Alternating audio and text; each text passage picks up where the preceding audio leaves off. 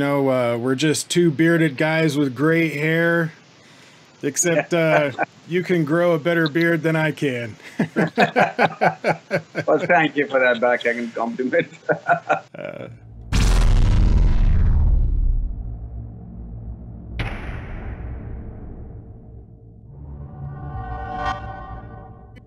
Hey everybody, Koricon here, and look who I got. It's Madhavan. Maddie, how's it going? Good, Matt. How are you doing? I'm doing great. Just wanted to let people know that you are an actor, writer, producer, and director that's currently starting in the Amazon Prime show Breathe. And I want to say congratulations on the success of the show. I loved it, and I've been telling all of my American friends about it. Well, thank you so very much. It's quite a shot in the arm to be liked around the world. And to be honest, Matt, your review about the trailer of the series has actually got all of us interested in what you were doing as reviews, because very strangely, you were spot on. If you were to go back and see your first impressions on the trailer of Breathe, and all that you predicted about it, and in fact of Vikram Vedha as well, you'll see how accurate. You almost got everything right at the very first trailer. So it's exciting for us to have you comment on our work.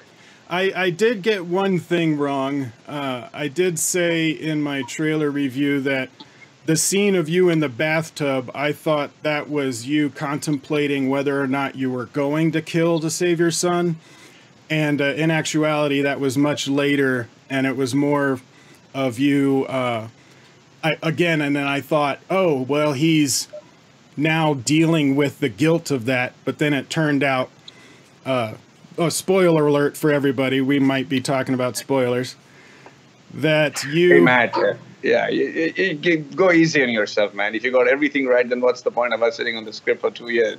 That's true. And I was really impressed at how detailed that script was.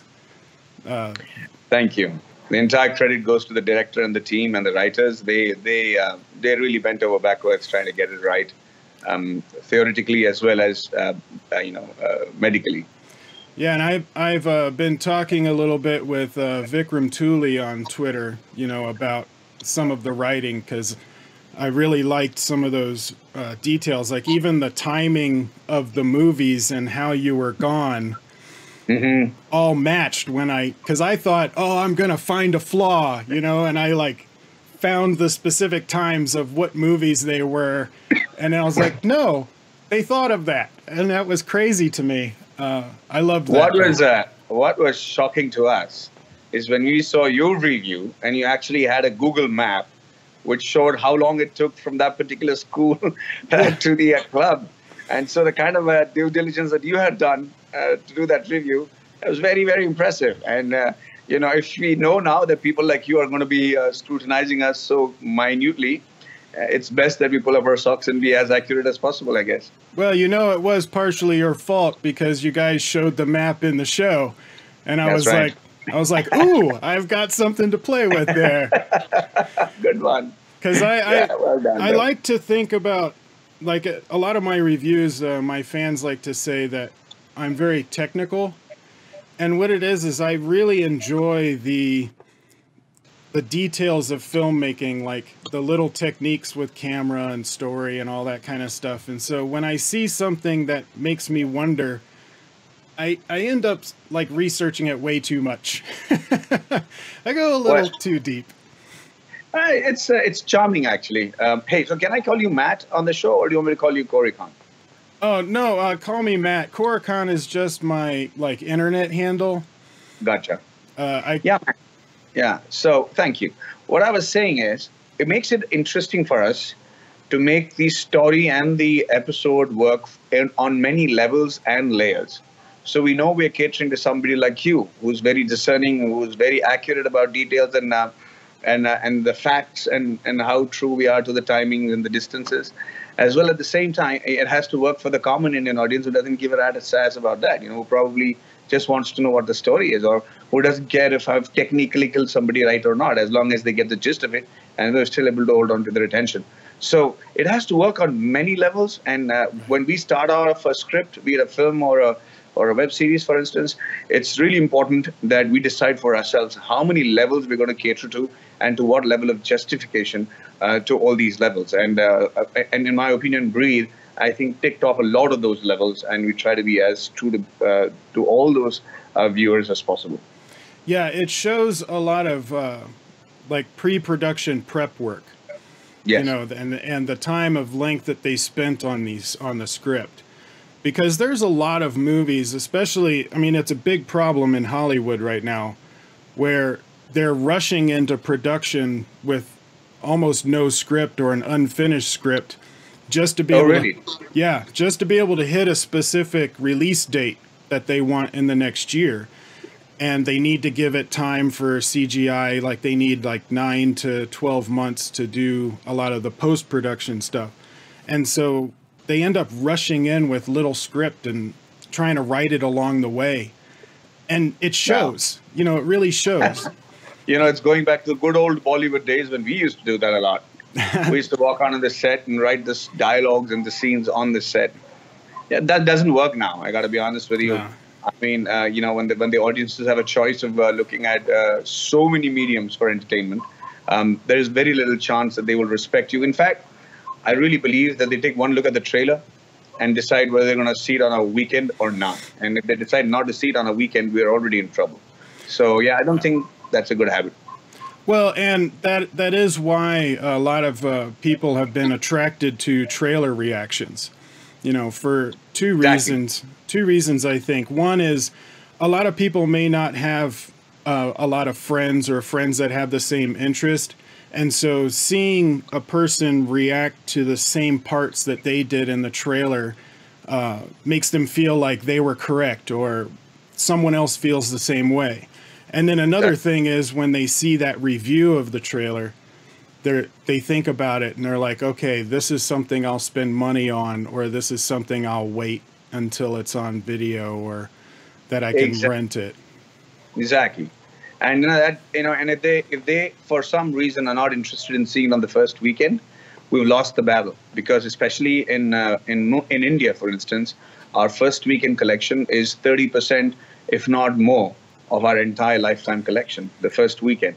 And if you mess up on that one, then you're already you're already buried your product halfway down. Right. And because there's so many movies that come out of India. You guys produce thousands of movies per year. So you really only have 3 weeks to a month in the box office if you're lucky. Oh, no, I think you're being very ambitious. I think 2 weeks is about the average. If it's an exceptional film, then maybe they would go on for 3 weeks. Right. A month is very rare unless there's a strike or something and there are not many releases. And mind you, now we're actually competing with the Hollywood films as well.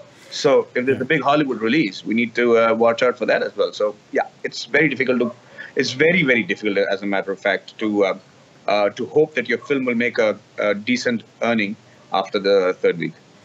Well, releasing movies between September, October, November, and January, February, maybe a little March, are the down times for Hollywood. And those are like really good times, I think, for Indian movies to release if they don't want to compete with any big Hollywood movies, if that's the case. Well, it certainly is in most of the metros. And out here, the Indian movies that I see in the theater that show up in Colorado, where I am, they can only be in theaters for a week, maybe 2, like you said, for a really big movie. I've seen some Indian films that I had only 2 days to go watch it. Like it was only out Friday and Saturday. They didn't even show it on a Sunday. Right. And that makes it really difficult for me to get out to some of these movies. But thankfully, like last year, your movie Vikram Vita, that one was out for a couple of weeks. Like I got to go see it in the second week when I was able to get down there. It's going to be really hard for Indian movies to make a lot of money because of that. All right. Now Well, we just actually, they do pretty well. For instance, the last film that they released, a Telugu film, which is, as you know, a very small diaspora of the Indian audience from Andhra Pradesh and Telangana.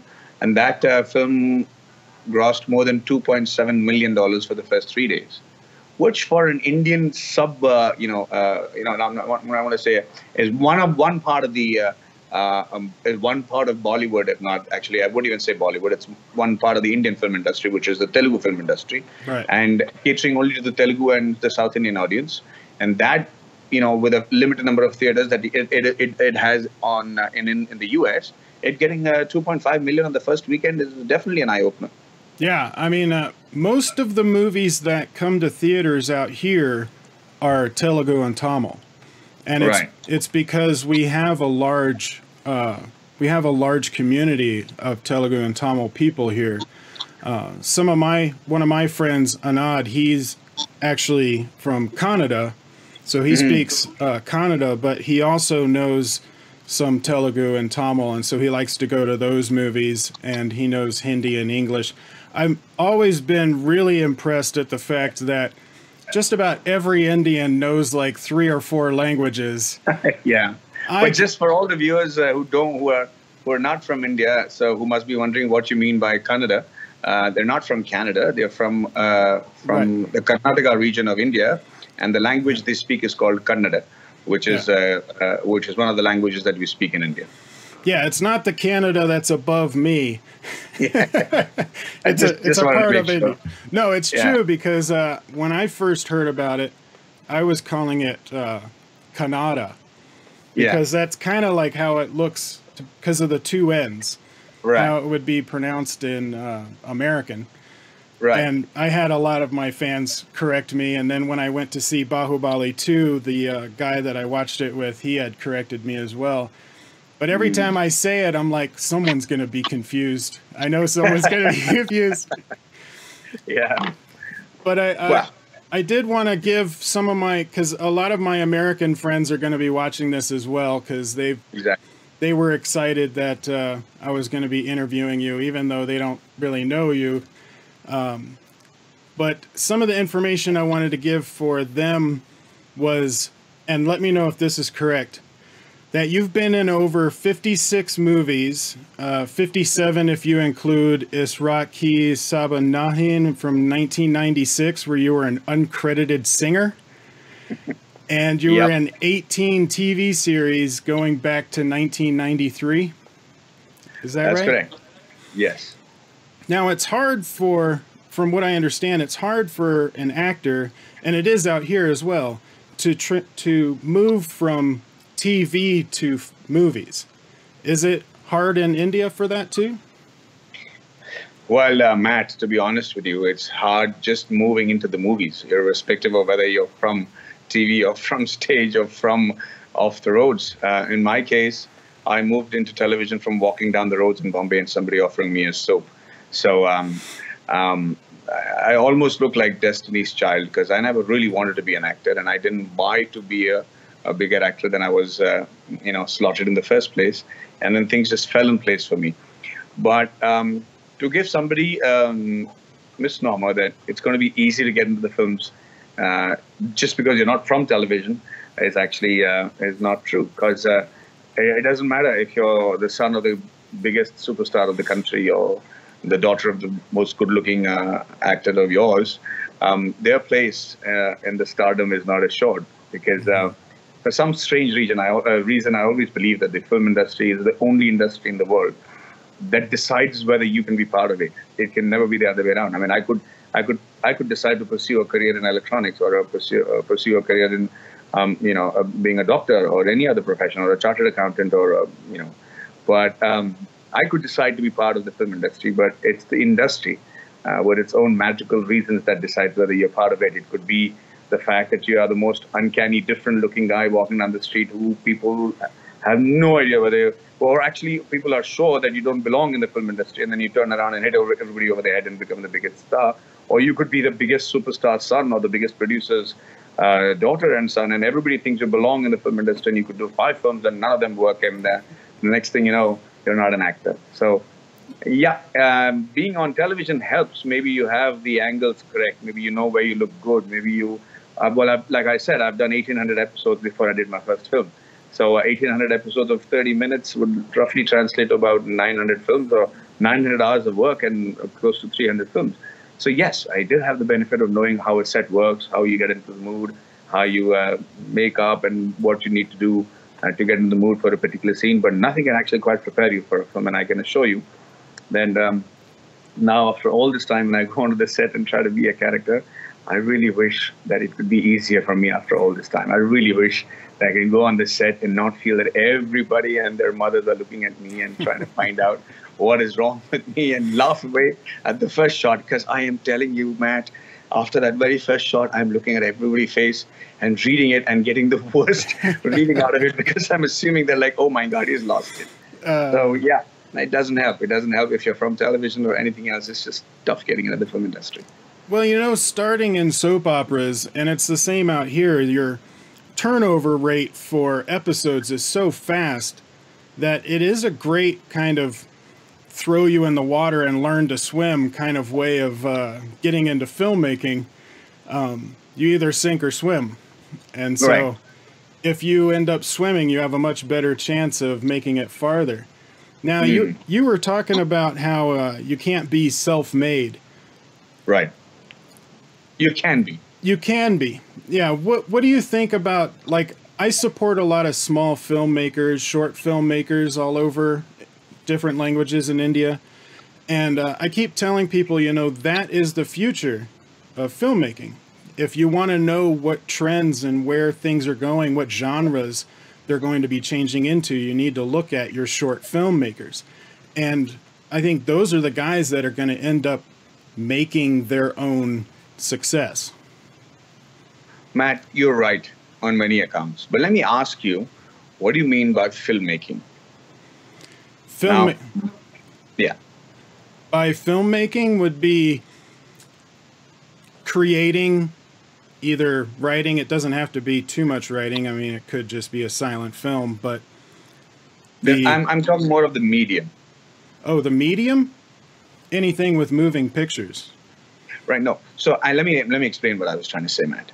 The thing is, when you say filmmaking, I'm looking at the traditional sense of seeing a film in a theater, which needs to have the grandeur of cinema and have a quality which renders it conducive to community viewing. Something that you don't want to put earphones on and watch on your pot early in the morning when you're taking a shit. Because that's a very private thing. That you could do that with any web series or anything, that's because you can pause, you can rewind, you don't have to be at anybody else's mercy about when you want to take a break. You like a particular shot, you want to rewind that, watch it again. It's completely personal. Mm-hmm. But then there are some content that only renders itself to the large screen, to the theaters. It was not true earlier on when there were not as many avenues for watching the kind of content that you're talking about, small films, smaller content. But somehow, if you're talking about filmmaking right now, Matt, that has become a completely different language as far as entertainment is concerned. So even, for instance, if I'm talking about web series or if I'm talking about television series, the way I write a story, the way I present it on a web series, which has a possibility of either deferred viewing or binge viewing, I have to tailor my writing, my acting, my entire presentation to that particular format. So if I actually tailor it to a deferred viewing format, and then you have a binge viewing for that one, it might not work. Or if I have formatted something for binge viewing and you decide to have a deferred viewing to that, it might still fall flat on its face because the ability to connect with the audience and want to know what's going to happen next is totally different from keeping a cliffhanger hanging for a month, for a week, and for you to keep thinking about it before you come back to it. And you take all that away when you make films. Mm-hmm. Especially short films that you get to see on YouTube. I'd like to watch that on a personal level. I like to understand what it is. I'd like to pause, play, rewind, understand. I want to just walk out of it if I'm not interested in it anymore. But films is when you paid a lot of money, all right, and you're being put and you've made an effort to actually get into the theaters like you do, traveling across miles to get to a theater that plays the movie that you want to see. And you do it because you have the love for cinema. But for yet others, there is a family that's fighting over the cost of tickets and saying, hey, it's going to cost us 20% of our income this month. So the four of us go to the theater. It better be worth it to actually go to the theater, and they're confined to this hall, and they're sitting in the seat, and they're hoping and praying. And actually, they're actually just saying, please just entertain us a little bit. Give us a little chance to make it worthwhile for us having come all this way to watch a film. And if you cannot, yeah, sorry? Oh, I was just saying, and isn't that the reason for the creation of the masala film? You know, you get a little bit of everything for everyone in the family. Yes, absolutely. But not necessary that all the masala films work of late, of the last 5 years, because I was coming to the most important part of it, is what you want to watch on television can be at par with you as in terms of aspiration. You know, you want to peek, you want a voyeuristic insight into the latest modern family. You want to have a look into what's happening in terms of a suspect in an investigative series. You know, they're all small, and you're looking at them at eye level. But for the large screen, for the 70 there's one quality that I think is really important, and that is in my opinion. It's my opinion entirely, Matt, but I'm just saying, I think it's called aspirational. You know, you need to see characters that they could look like you, they could be like you, but they need to have an aspirational quality that makes the common man want to watch them on a big screen and wonder why they're not like you. Because everybody today is working out and has a six-pack. Every other woman looks hot because they know how to go to the gym and have the best skin. If you walk down Los Angeles and walk down, Sunset Boulevard, every person on the street there looks like a star. Or, you wonder why they're not in films, because they're so good looking and so smart. But there has to be this quality. I think kind of comes from life experiences, kind of comes from, your conditioning, that you're able to become a Danny DeVito and be in business for the past 40 years and still make money. You know what I mean? It's just, there is no reason why this amazing, good-looking 7.5-foot guy who sings and dances and has an amazing six-pack that I see in the opera and I see in, all these entertainment shows in the Broadway in New York, why they couldn't earn more than what Mr. Danny DeVito can. But there is something about cinema, and that is very essential in today's world that you get right in terms of writing a script for the large screen. Yeah, there is a magic about going to the movie theater. And are you afraid that with the explosion of online content like Netflix and Amazon and whatnot, that it's going to, and the ease of watching all this stuff at a lower cost, is that going to hurt theater viewing? No, I don't really think so. There is going to be a dip in the near future. And I think that's because the adjustments will happen. That's because the old guards will have to make way for the younger ones. And I think that's the time is right now. But once it stabilizes, and it's my opinion entirely, and I'm basing it on my keys that I've been blinking all over the place, is that cinema watching will always be cinema. There'll always be a magic about watching something, like I said, with a community, laughing together, being amazed together, looking at each other for reactions and saying that really happened. And, looking at characters and saying, wow, I want to have that guy for breakfast, or, whatever it is. It is something that you want to do as a community and enjoy it simultaneously and spontaneously, right? So they will have a cleansing, in my opinion. And for an actor, for a director, for a producer, what's going to become imperative is to decide which subject that's with them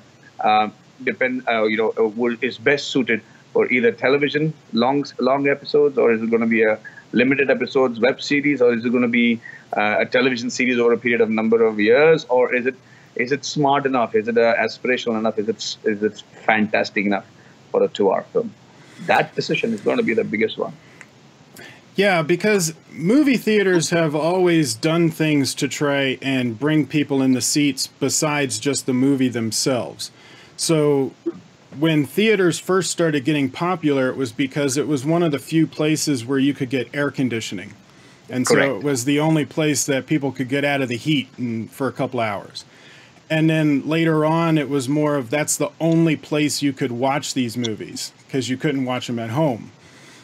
And then when it started showing at home, they had to do things like create IMAX and bring in the huge speakers and the surround sound. And then more recently out here, they've been, they've converted a lot of the movie theaters into like reclined seating with assigned seats and, really high levels so you don't have anybody's head in front of you kind of thing. And dinner served. Yeah, you can even get theaters where they serve dinner. I avoid those just because there's too much commotion going on and I'm trying to concentrate on the movie. But it is kind of nice to have a meal in front of you while you're watching. But one of the other things that I wanted to talk about for my American friends that may not know, and some of my people that may not be aware of my channel, that you have done films in 7 different languages: Tamil, Hindi, English, Telugu, Marathi, Kannada, and Malayalam. Matt, let me just correct you for a second. There was a question that was once. This is the beauty of the internet for you, and it's as astonishing as it gets, because there was a question that was asked to me by a misinformed lady in a press conference. Okay. And I told her that was not true. I have only done films in 3 languages, which is Tamil, Malayalam, and 1 in Telugu, and of course Hindi. So there's 4 languages. And the other 3 languages that you mentioned, I haven't done any films in that. My films might have been translated or dubbed in those languages. So if truth be told, I've only shot in Tamil and Hindi so far, and 1 in Malayalam and 1 in Telugu. But that apart, the rest of my 68 films have always been either Tamil or Hindi. Gotcha. Okay. Because, some of the movies that you have listed do show other languages, but those were dubbed. Yes. Okay. That makes a lot of sense. But yes. Still, also doing movies in Telugu and Hindi, it has you, crossing over to the different film industries, which a lot of actors don't do. But more recently, like Akshay Kumar is doing that for 2.0. Now, one of the things about my channel is when I started a few years ago and I learned about the multiple industries, because in America, we don't know that there's multiple industries. People only know the term Bollywood. And then I was surprised to learn how many industries there were with all these different languages, and I found that really interesting and had to research all that stuff. But I was, doing trailer reactions and reviews for a lot of different language films, and I would see people fighting in the comment section over which industry was better. And I didn't like that, because I kept telling people there's good and bad movies in every language all over the world. And from my point of view, every Indian movie is subtitles. So to me, the language doesn't matter. And I wanted to encourage people to watch movies in other languages from India that they're not used to, and just be proud of those different languages and cultures and film industries. But I wanted to thank you for being a real-life example of that, where you're doing films, and not just one film, like you're doing multiple films in different languages, and I think that's great for helping people cross over and watching films in languages they're not used to. Right. Yeah, for those of you who don't know, India has many different languages and many different cultures, and some of them vastly different and almost diametrically opposite. And so when you talk about the South film industry, where the languages in which the films are made, which are Tamil, Malayalam, Kannada, and Telugu, they are a completely different industry. We have superstars in those industries that far supersede some of the Hindi superstars or the Bollywood films. And Bollywood essentially is looked at upon as the Hindi film industry, which is our national language. Mm-hmm. Having said that, sometimes the overall South industry makes more movies or generates a lot more money. For instance, Bahubali was one of the greatest grossers of all times, and it was actually a Telugu film that was dubbed in Hindi and in Tamil and other various languages, right? So for the South Indians, especially Tamil Nadu, Andhra Pradesh, and Kerala and Karnataka, films is a lot more than just entertainment. It's a way of life for them, most of them. And they are ardent fans. They actually, for those of you I'm not even kidding. They actually build temples and worship their stars and actors. And Some of our chief ministers, the head of the states, have been Indian actors, have been film actors who, like Ronald Reagan, have gone on to become chief ministers and huge, popular, really loved, politicians in all these 4 states. So it is but natural that they are possessive about their actors, they're possessive about the language in which the films are made, and they're very, very possessive about their stars. So the fight that they have on your channel is not actually serious. It's like a mock fight, or it's like trying to show off who's better. They even sometimes probably resort to profanity, but if they meet in person in real life, there isn't that much of animosity. It's just something they like to do. For instance, a big star, when he has a film release in Tamil or Telugu, you should see the amount of celebrations that happen on that street in the theater. I don't know if I invite you to come to India and experience this, Matt. Honestly, I'm very flattered and very honored that you know so much about the Indian film industry, and you've gone to great depths to actually find out about all of them. And that's truly a matter of, pride for us that you've done that. But I'd like to invite you to come and have a look at it. I can assure you, Matt, on the first day of a Rajinikanth film release, I promise you will not be able to hear a word through the film. No. There is just celebrations and more chaos and more dancing. And if you want to know what a community experience means, come watch a first show of any of these stars, and you'll know what I mean. So don't get too offended or don't get too worked up about the comment section of your YouTube. It's just a loving banter that they have, and they just love their cinema too much. So it's kind of like fans of a sports team. Like you josh and make fun of each other during the game, but afterwards it's all copacetic. It's okay. All cinema. Absolutely. Yeah. Now I've had subscribers send me videos of people taking video inside the theater during a Rajinikanth film, and yeah, it's insane. Like insane. there's no watching the movie. Like. You have to go back and see it again at some point when you can actually listen to the dialogue. That's right. So if you're actually going to go enjoy the film on the first day, first show, or maybe the first day entirely, just forget about it. You're just going in there for a wild screaming bout with everybody looking at each other and celebrating each other, being a Rajinikanth fan or a Kamal Haasan fan or a Vijay or an Ajit fan. It doesn't happen as much for a Hindi film. They're far more contained, and maybe for a Salman Khan film or a Shah Rukh film, that would happen in some of the other theaters, but in the multiplexes, it's pretty much calm and more settled demure that is present. But in Tamil Nadu, no, not happening. No. Yeah, I would love to experience that. I mean, it looks like it would just be a crazy rock concert. It's more than that. As a matter of fact. Now to talk about Breathe for a bit. Breathe is the second show that's done by Amazon Prime in India. The first one was a reality show about cricket called Inside Edge. What was it about Breathe that made you want to take the risk on an Amazon Prime's first dramatic series? Okay, sorry. First of all, I have to apologize for my squirming around because I have a dislocated shoulder and it sometimes just pains me in being in the same place.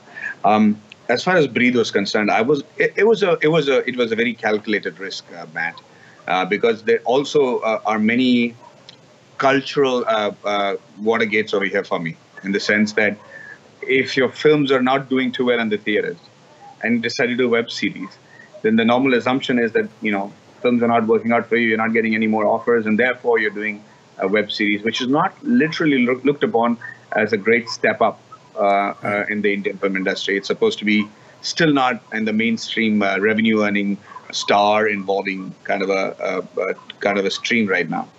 But I know, and from examples set in the West in terms of the kind of stuff that it's done for actors in Hollywood, the kind of impact that a Game of Thrones or a House of Cards or a Billions or many other series have had for their actors. I knew that it's going to be sooner than later than that whole entire thing, phenomena descending onto India as well. So I was on the lookout for the last 3 years to look at something that I wanted to do. And when I came to know it was Amazon that was offering me, and they were very keen that I do it, I thought I would give them, I listened to them. I was actually in Los Angeles at that time, and my producer Vikram Malhotra called me, who I have a great amount of faith in because he's known for great content, abundant share that is. And they called me, and I was curious. So I said, Vikram is doing it. There must be something to it. And I listened to the concept when I was in LA, and I said, it sounds really good, but let me come back to India. Let me hear the entire script and then decide what I want to do. So if truth be told, because I respected Vikram so much, I thought I will listen to the director, and then I'll say, hey, you know what? It's a great story, but I don't have the time this year because I'm producing my own film or whatever, and I'll wriggle out of it. And it's with that intent that I started off the narration. And as he spoke, as he started telling me scene after scene, and especially when he told me the first scene of this girl with wrapping the, you know what I'm talking about, without giving it away, right? And I said, that sounds interesting. And I said, I hope you have a really smart way of getting out of that one. And he said, why don't you just listen to the second episode and the third episode? And then I said, oh my God, this is the stuff that I need to make an entry with. And this is the kind of stuff that people will know that I chose because of its merit, as opposed to another avenue to earn money, because my films were not doing well. But thank God, the films that I was doing, Vikram Veda had done really well, and one before that was Sala Kadus, which was their boxing film. Both of them did well for me, so people assumed that I was experimenting.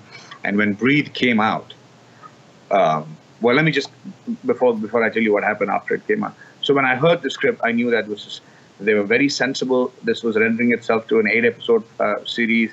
It was fast-paced, it was well-researched, and it was something that was literally world-class. I mean, if this had come out of any country, I would have watched it because it's that interesting and that intriguing and that involving. So I said yes to it, and it turned out to be a great decision because, to be honest with you, on the roads now in Bombay, they're calling me Danny. So I go to a restaurant, they're saying, Mr. Mascarin, and I hope you're not looking for my organ, It's the kind of reaction that I haven't had in many films. Right. Now, your character, Danny, has a very large story arc with a wide emotional evolution. And some people may not know that many movies and series that are directed by one person, they don't film linear. They utilize their time on sets and locations to film many different sections of the story in one place. How did you keep track of where your character was emotionally during the filming? It's a very good question and a really brutal answer, because I got to tell you, we shot 8 episodes together. So that means we shot according to the locations, because that was the easiest way to do it. So I'm going to tell you a horror story right now. Can you imagine? The first location that we shot in was my house. So for the first 3 days, I shot everything from looking at my mother after she found out the box to the horror scene where I wake up at night and see all these nightmares, to when I wake up and my mother tells me my girlfriend's dead, to the first birthday scene on the first 3 days of the shoot. Wow. So, yeah. So, and on the last day of the shoot, the 48th day, we were shooting the birthday scene where I'm celebrating with my birthday, playing the football. They should have flipped that around. Yeah, but and then so the second day we were shooting at the funeral ground where the policeman and I meet for the first time, where I've killed somebody. And the third day I was shooting, for example, the 212th minute out of the 360 minutes that I had. So it was brutal. It's tough doing that for a movie, but having to do that for a web series, that too for 360 minutes. And because you asked me this, I'm going to try and explain something to you, and I hope I come across clearly. The reason it was really, really tough, Matt, was because we try to keep it as real as possible. When you over-dramatize the entire scene, it's easy. You can fit in somewhere in between and hit the spot. But when your bandwidth of acting is so real that you're going from a flicker of emotion one way to the other, and then you have to keep that as a growing graph for the 8 episodes, right, then the amount of leeway you have on the 8th episode, 6th scene when you're looking at your mother and everybody's going to think you're going to kill her. From there, or one scene before where you're sitting and calculating the house expenditure. It's all just a micron of a difference in terms of escalating or dropping the emotion. And I have to really thank my director for being able to see that issue that I was having, and he would understand immediately when I wanted another take without question. And I'm really grateful for the entire team. So Matt, the best thing was that everybody, the cinematographer, the DOP, the entire team of cameramen, the focus pullers, the actors, we were all in sync with exactly what we needed for every shot. And they would bend over backwards to make it happen. And can you imagine, we've done 8 episodes in 42 days. So that 42 days. Yeah. Yeah. So by that it's an achievement by itself. And then to get these finer points right, both for Amit and me, not just for Amit and me, for all the characters, including the kid, mind you. Yeah. And he was there in that house, and he was happy kid the first day without the oxygen, and the next thing you know, he's got his oxygen, and then on the same day he's saying, "Dada, I don't want to die," and then he's saying, 2 scenes later he's happy again. So it was really, really tough. We were shooting in the dark. I got to be honest with you, but I think knowing the character and trusting the director helped us a lot. And when we saw the final edit, Matt, I knew that we hit the spots right.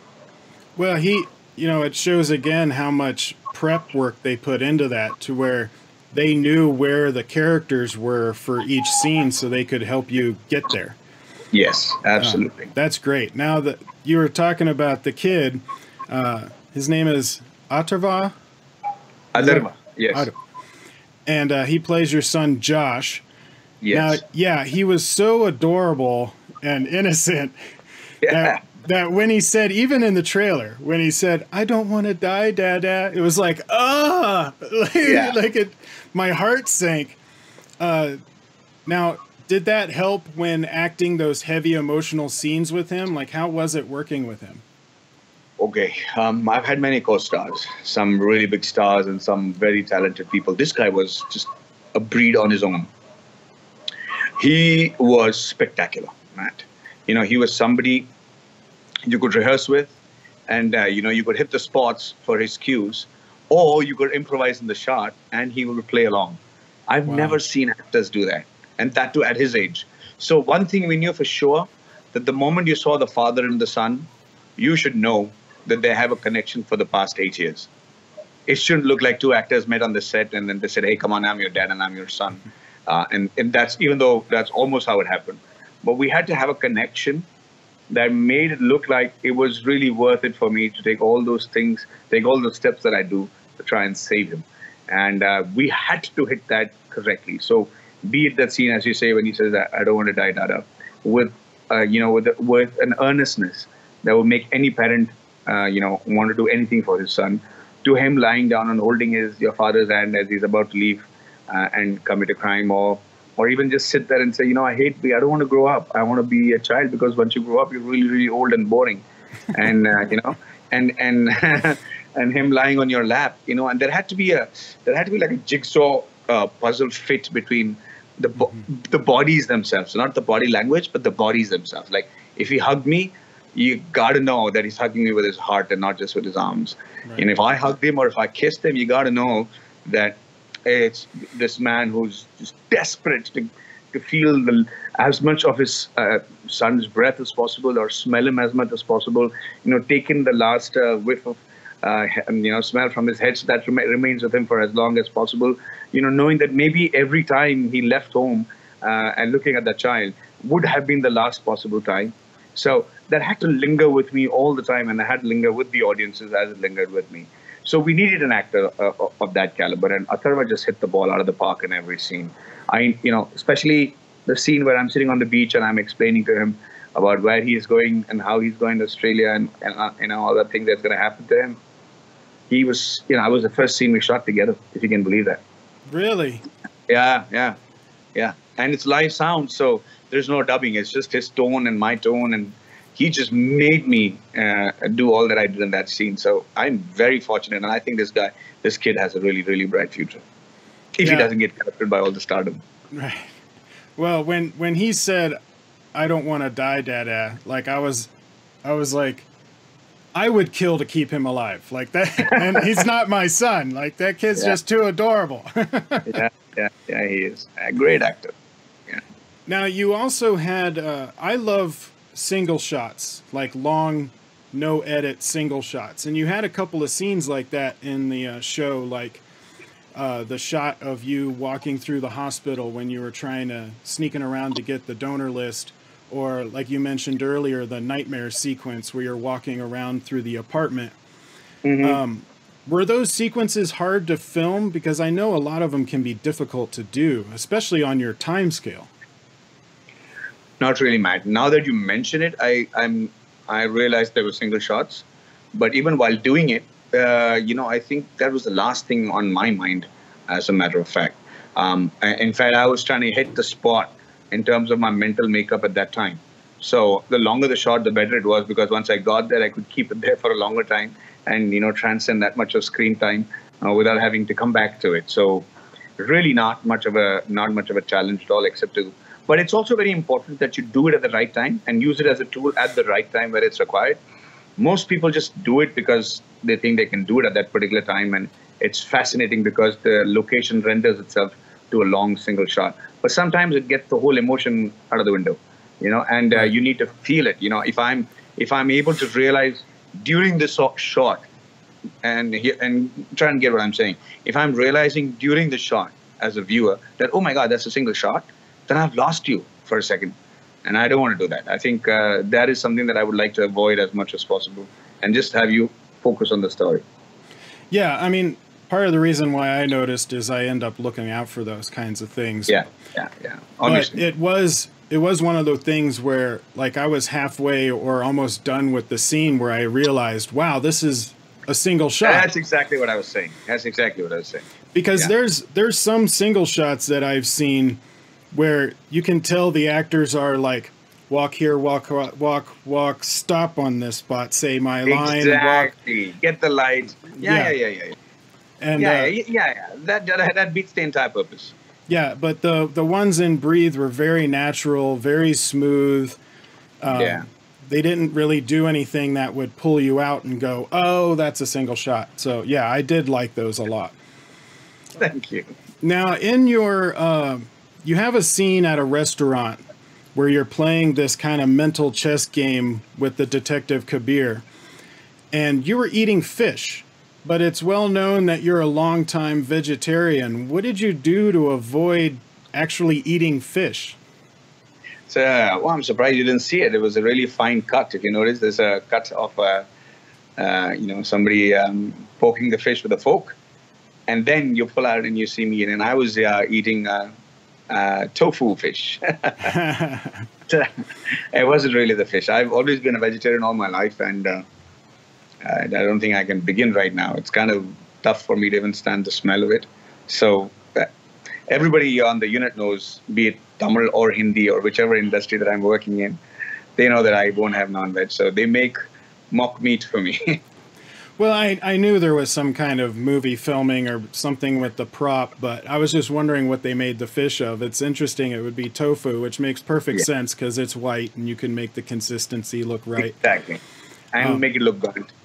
Right. Now, Amit Sadeh plays your adversary, that Detective Kabir.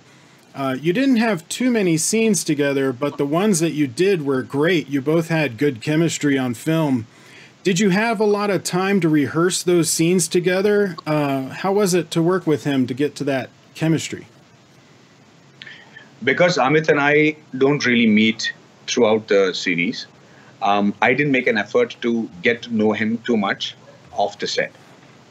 We were great friends on the set. I'm very fond of Amit as an actor and as a person. He's been through a humongous amount of life experiences, and I really think he's a spectacular actor as well. He's somebody who works really hard with what has been given to him.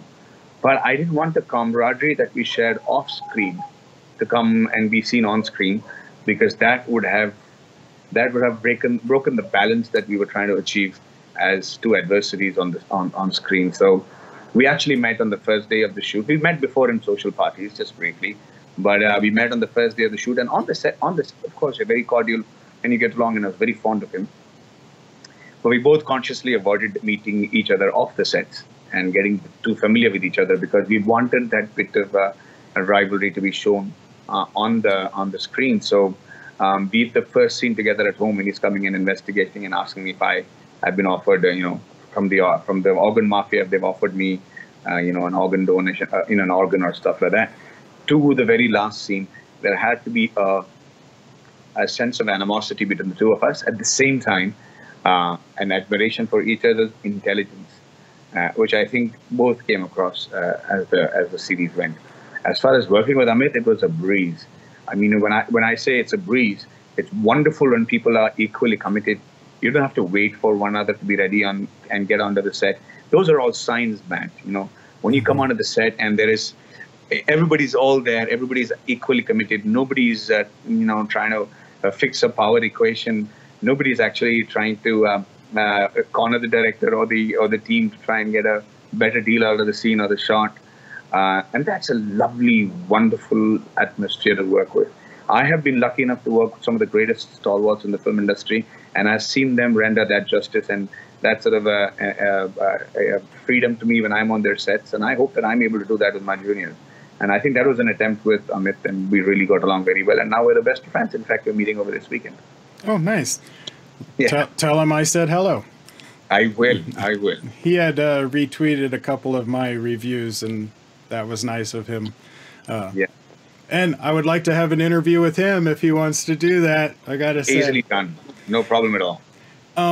Now, I love characters that have mental chess games. I like intelligent characters like that. They make for some really interesting scenes.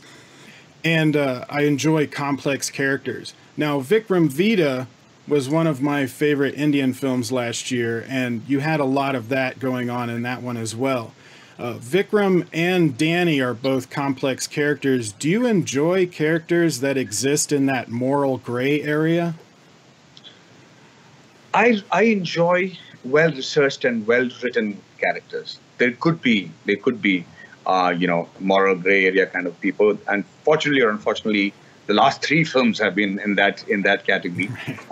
Be it Sala Khadu's or Iridi Sutra, that boxing film, Vikram Vedha as well as Breathe. But Matt, strangely, I've been known to be like a chick flick kind of a guy. I mean, most of my films that have become huge successes have been rom-coms and romantic films. So it's actually a new image that I'm exploring. In the South, I've done my action films. I've done the bad guy. I've done the monster. I've done everything. In Hindi, I still to explore these faces of mine in Hindi films. And but no, I won't say I'm looking for characters that are morally gray or black or whatever.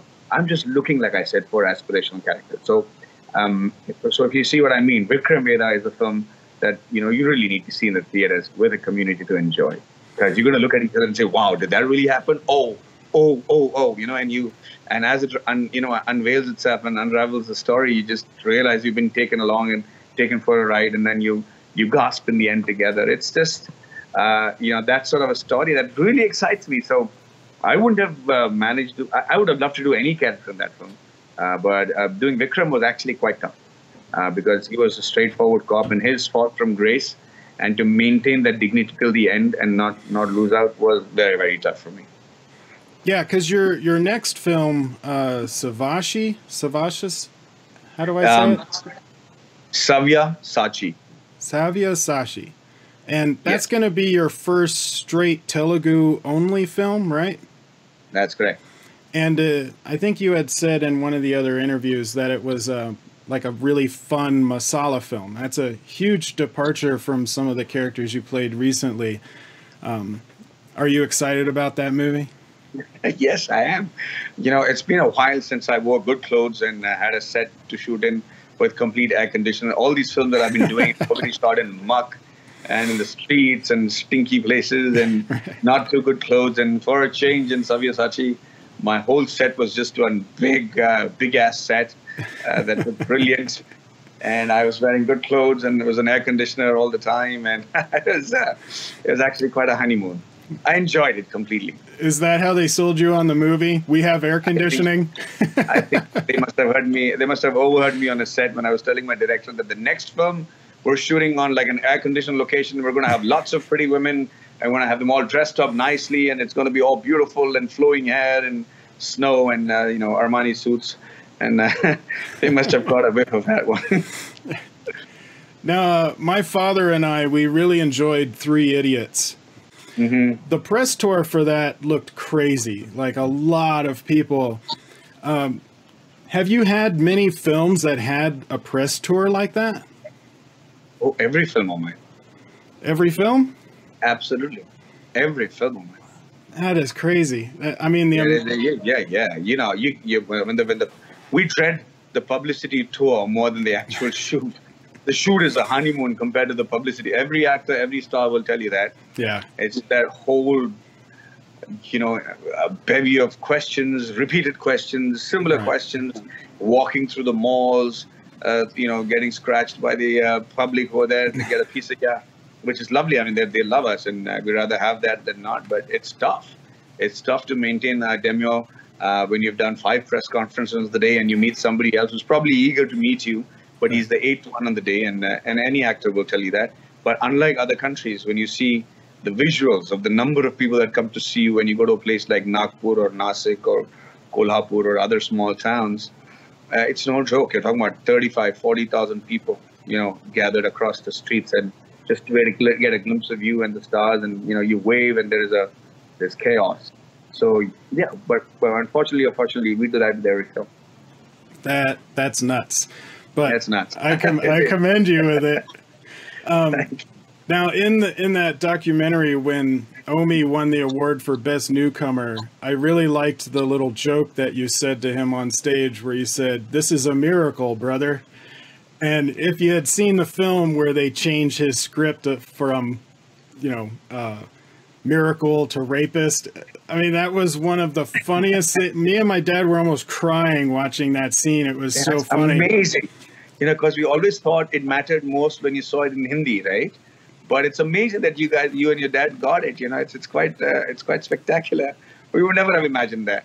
Well, I think part of the reason why it worked so well for the translation was when Amir Khan was on the computer and he was changing the words, they actually showed the spelling.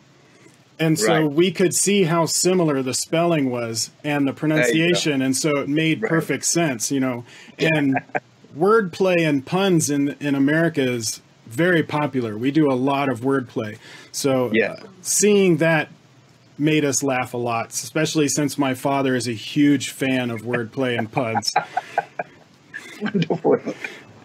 Now, I wanted to kind of end on a note, and this may surprise you. When I was looking over your IMDb, I noticed that in 1997, you were in an English movie called Inferno, an American English movie. It's also known as Operation Cobra. I saw that movie decades ago when I used to watch just about every action movie that came out on VHS and DVD on my local video rental store because I was a fan of Don the Dragon Wilson.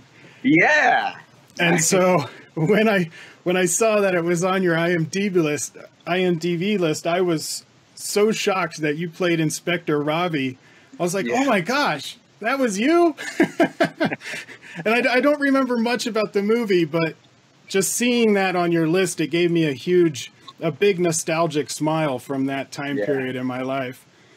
But I remember that. It was my first ever appearance in front of a movie camera. I was doing television series till then, and I remember seeing these big stars from Hollywood descend on Chennai, and all of them. And I remember Don was very kind and sweet to me. And we had quite a bit of chats, but I used to always look at him and say, wow, these guys are actually Hollywood stars. And, my God, I want to touch them a little bit and just make sure I'm acting with these guys. Because like I said, I never wanted to be an actor, and I didn't prepare in my life ever to be one. And I sometimes feel that I've been, like I said, Destiny's child. I don't know what I've done to deserve this, but I'm not going to look the gift horse in the mouth. I'm just going to count my blessings and say thank you. But as far as Don and the other gentleman, he was the villain. I forgot his name. They were all together, and we had some really funny moments because they were not used to India, and you should have seen the shock in their faces when they saw the Indian pilots. And I remember Dan trying to, go to the toilet and trying to squat down to the ground level to take a crap. It was hilarious. But yeah, and IMDb brings it all together, huh? Yeah, I mean, it doesn't show everything, Yeah. but it was something that, sparked my nostalgia, and I was like, oh my gosh, I saw that movie. Yeah. I mean, I was like 18 or 19 at the time, but Wow. that was a long time ago. But Yeah. I want to thank you very much for this interview. It shocked me seeing your retweeting that trailer reaction and getting Amazon to give me a Prime account so I could watch the show. It's been great chatting with you and email and getting to know you. Is there anything that you would like to promote or tell the fans that are watching this? Matt, I'd just like to say a big thank you to you. It's not without reason that we are crazy about all your reviews. It's the fact that you've taken so much effort to understand us, the Indian film industry, the actors. It's also wonderful that you're kind to us and you're frank with what you say, and your words are nicely calculated, and give us the shot in the arm that we require. And for that, I'm very grateful. And what I've done for you is just barely nothing. I just like to say, I hope that you get more viewers, and we need people like you to keep the film industry alive around the world. And we really require people like you to make the borders vanish between the film industries. And I'm really glad that you're around for us. So it's been a privilege talking to you. Well, thank you very much. It's, that hit me right here. That's pretty cool.